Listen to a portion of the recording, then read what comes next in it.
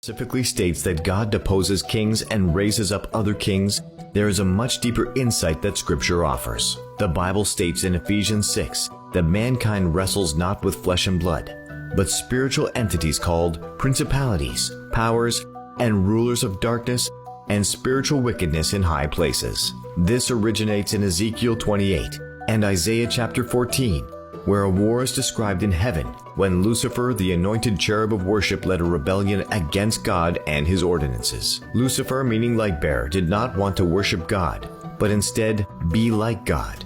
Through that rebellion, Lucifer and 1/3 of the angelic host were cast out of heaven and sent to earth. His name was also changed to Satan, meaning adversary. Then in Genesis chapter 1, as if to humiliate Lucifer and let him know that without God he was nothing, God scooped his hand into the earth, formed man in his own image, and then breathed into man the breath of life.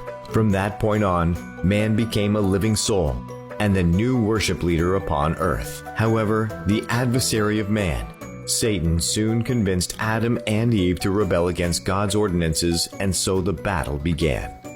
Mankind would forever fight within himself to walk in God's ways and ordinances, or to rebel and fight against them.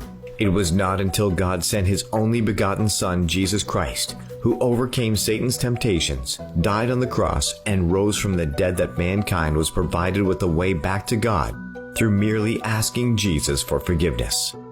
50 days after his resurrection on the day of Pentecost, the Spirit of Jesus himself was released upon his believers, who were now equipped to overcome the lies of Satan. The Spirit of Jesus literally entered the believers and began breathing out of them.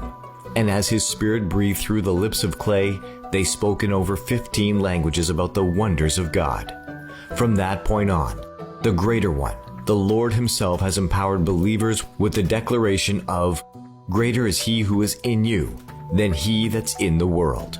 When a nation embraces the ordinances of God, it does invoke his benefits to help that nation fight evil. Second only to Israel, the founding fathers of the United States of America deliberately and enthusiastically embraced God's ordinances within her Constitution.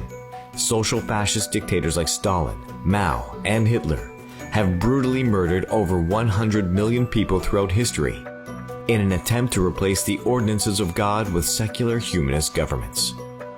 The seventh kingdom that rules before the beast is released on the earth with this new world order is said in Scripture to sit upon the beast or hold him down until his appointed time comes into play. Currently, the tremendous prosperity of the United States of America has equipped her with the military power to do just that. She literally stands in the gap between good and evil, and with other nations around the world who want liberty and freedom from fascist regimes.